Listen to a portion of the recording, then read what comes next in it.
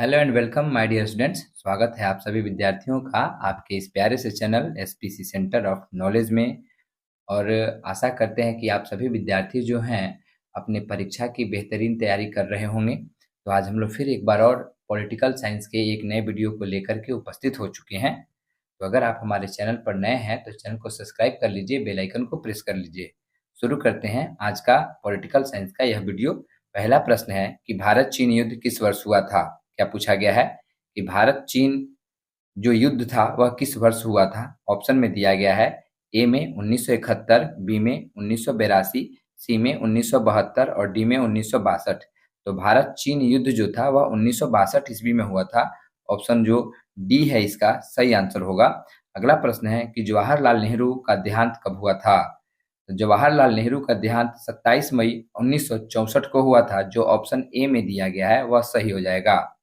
तीसरा नंबर जो प्रश्न है कि पंचायती व्यवस्था किस देश में स्थापित की गई है।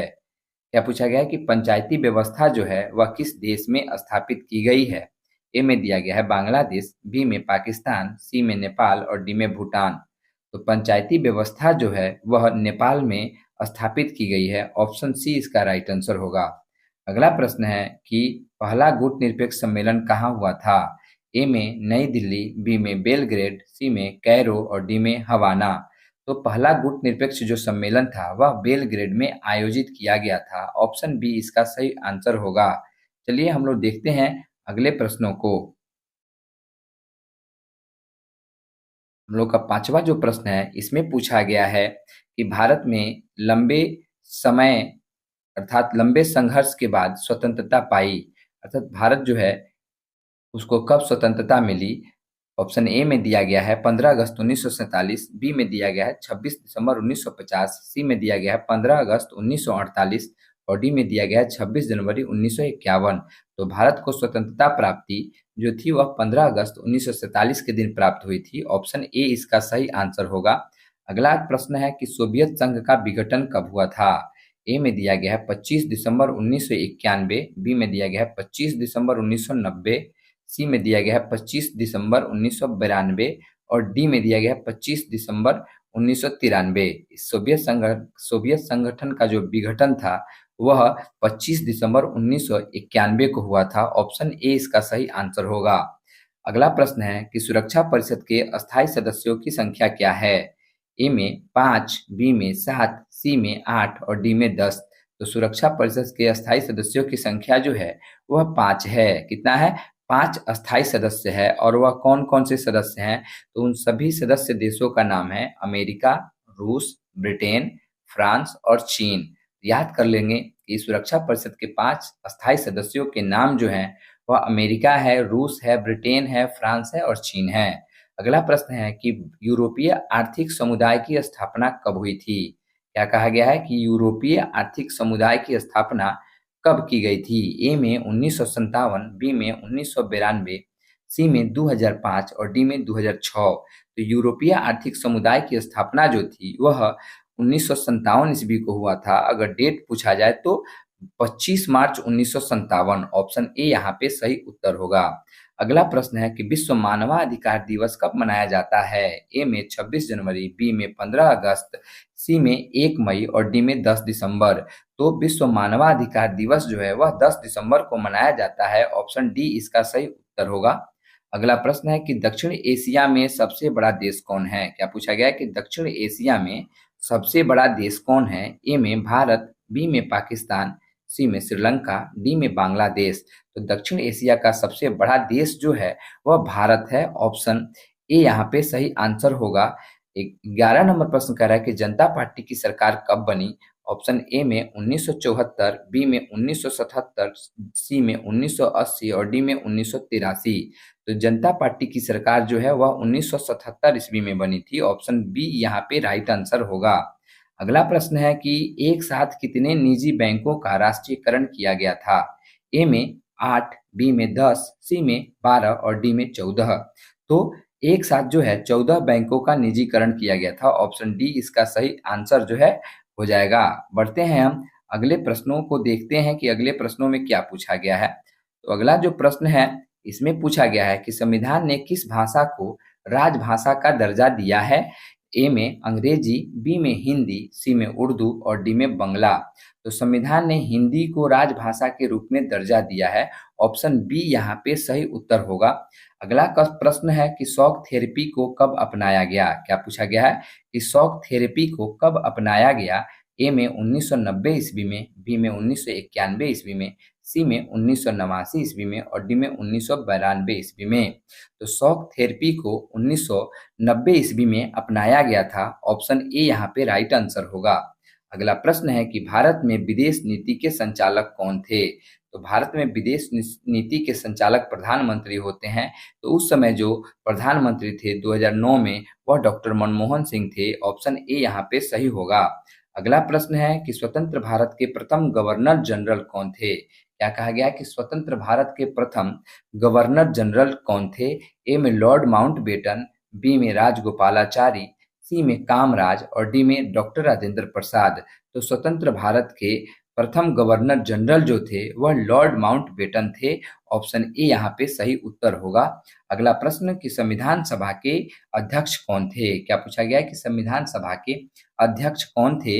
ए में बी आर अम्बेडकर, सी में सरदार पटेल, डी में राजेंद्र प्रसाद और डी में के एम मुंशी। तो संविधान सभा के अध्यक्ष जो थे वह थे doctor Rajendra Prasad. Option C यहाँ जो है सही आंसर होगा।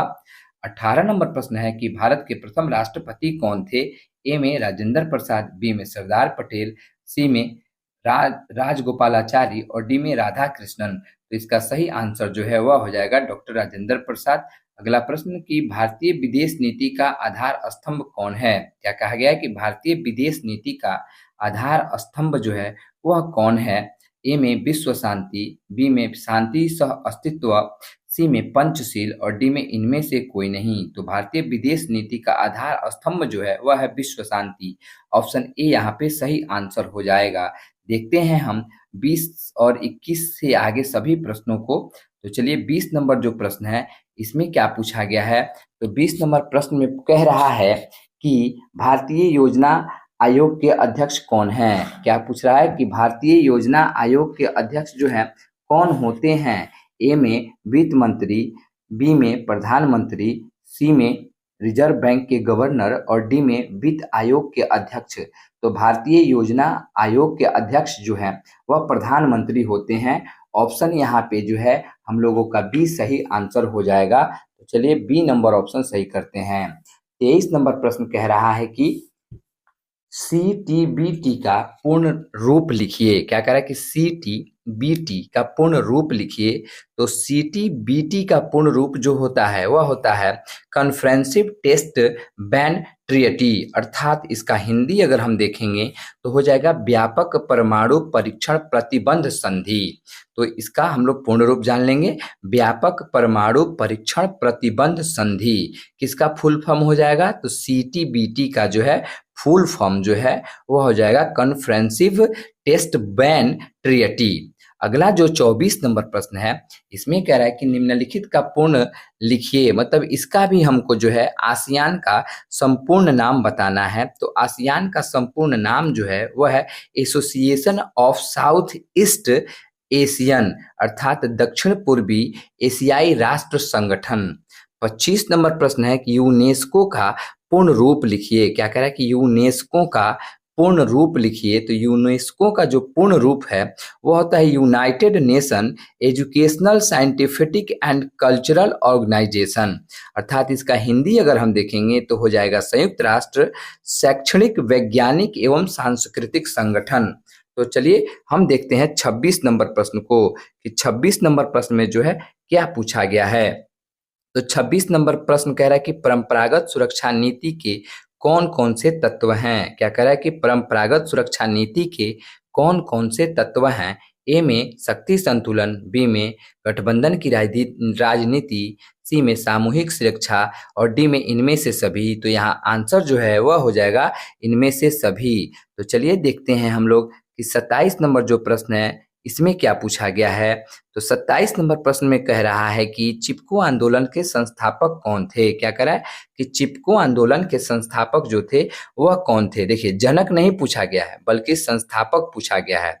जनक अगर पूछा जाता तो हम लगाते सुंदरलाल बहुगुणा। क्या लगाते? सुंदरलाल बहुगुणा। लेकिन हम लोगों को पूछा गया कौन सी कि चिपको आंदोलन के संस्थापक कौन थे? तो वह थे चंडी प्रसाद भट्ट। कौन थे? चंडी प्रसाद भट्ट जो थे चिपको आंदोलन के संस्थापक थे। तो यहाँ ऑप्शन ए इसका सही आंसर होगा। अगला 28 नंबर प्रश्न कह रहा है कि भारतीय जनता पार्टी का गठन कब हुआ था? क्या कह रहा है कि भारतीय जनता पार्टी का गठन कब हुआ था? ए में कह रहा है कि 25 जून 1975 को, बी में कह रहा है कि 6 अप्रैल 1980 को, और सी में कह रहा है 25 जुलाई 1978 को, और डी में कह रहा है कि 6 मार्च 1982 को। तो भारतीय जनता पार्टी का गठन जो है वह 6 अप्रैल 1980 ईस्वी को हुआ था। ऑप्शन बी इसका सही उत्तर होगा। 29 नंबर प्रश्न कह रहा है कि किसने कहा स्वतंत्रता हमारा जन्मसिद्ध अधिकार है और हम इसे लेकर रहेंगे?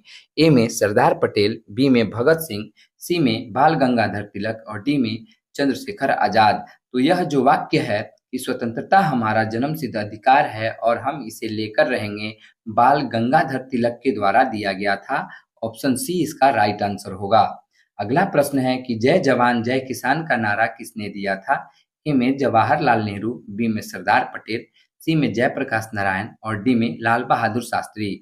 तो जय जवान जय किसान का नारा जो था वह लाल बहादुर शास्त्री का दिया हुआ था। ऑप्शन डी इसका सही आंसर होगा। अगला प्रश्न कह रहा है कि प्रथम पंचवर्षीय योजना की अवधि क्या थी? ए में 51 से 56, बी में 52 से 57, सी में 47 से 52, और डी में 55 से 60। तो प्रथम पंचवर्षीय योजना की अवधि जो थी वह थी 51 से 56। ऑप्शन ए इसका सही उत्तर होगा। 32 नंबर प्रश्न कह रहा है कि शिवसेना किस प्रांत में सक्रिय है? ए में महाराष्ट्र, बी में गुजरात, सी में पंजाब, और डी में हरियाणा। तो शिवसेना जो है वह महाराष्ट्र में अगर कहें तो सक्रिय मानी जाती है। ऑप्शन ए इसका सही आंसर होगा। अगला प्रश्न कह रहा है कि शीत युद्ध का अंत कब हुआ था? ए में 1991, बी में 1891, सी में 2001, और डी में 2002।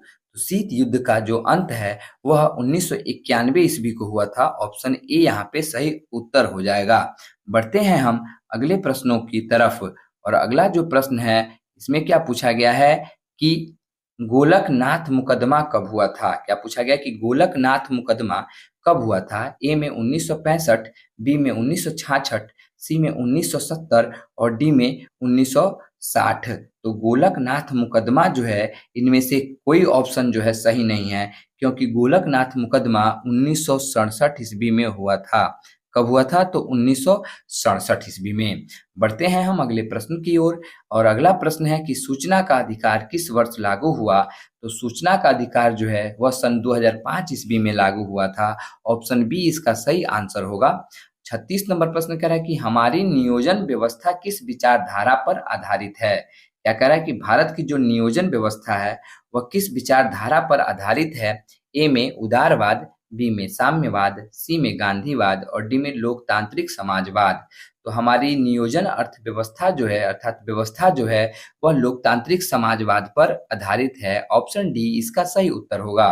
37 नंबर प्रश्न कह रहा है कि संपूर्ण क्रांति का नारा किसने दिया था? ए में जयप्रकाश नारायण, बी में इंदिरा गांधी, सी में जगजीवन राम, और डी में राज नारायण। तो संपूर्ण क्रांति का नारा जो है वह जयप्रकाश नारायण के द्वारा दिया गया था। ऑप्शन ए इसका राइट आंसर होगा। 38 नंबर प्रश्न कह रहा है कि भूमंडलीकरण किस विचारधारा पर टिका हुआ है? क्या कह रहा है कि भूमंडलीकरण किस विचारधारा पर टिका हुआ है? ए में समाजवाद, बी में साम्यवाद, और सी में अराजकतावाद, और डी में उदारवाद। तो भूमंडलीकरण का जो विचारधारा है वह उदारवाद पर टिका हुआ है। ऑप्शन डी इसका राइट आंसर होगा। 39 नंबर प्रश्न कह रहा है कि सुभाष चंद्र बोस का जन्म कब हुआ था? ए में 23 जनवरी 1997 को, बी में 25 जनवरी 1998 को, सी में 30 जनवरी 1897 को, और डी में 25 जनवरी 1897 ईस्वी को। तो सुभाष चंद्र बोस का जन्म जो है 25 जनवरी 1897 ईस्वी को हुआ था। ऑप्शन डी इसका राइट आंसर होगा। अगला प्रश्न कह रहा है कि संयुक्त राष्ट्र संघ की स्थापना कब हुई थी? तो संयुक्त राष्ट्र संघ की स्थापना सन 1945 ईस्वी में हुआ था। ऑप्शन ए यहाँ पे सही होगा। तो हम लोग बिहार बोर्ड के द्वारा पूछे गए जो 2009 के प्रश्न पत्र थे, उन सभी 40 प्रश्नों को हम लोग आसानी से सॉल्व किए हैं। तो अगर आप हमारे चैनल पर नए हैं तो चैनल को सब्सक्राइब कर लीजिए, बेल आइकन को प्रेस कर लीजिए। मिलते हैं आपसे हम लोग अगले वीडियो के साथ। तब तक के लिए thanks for watching my video.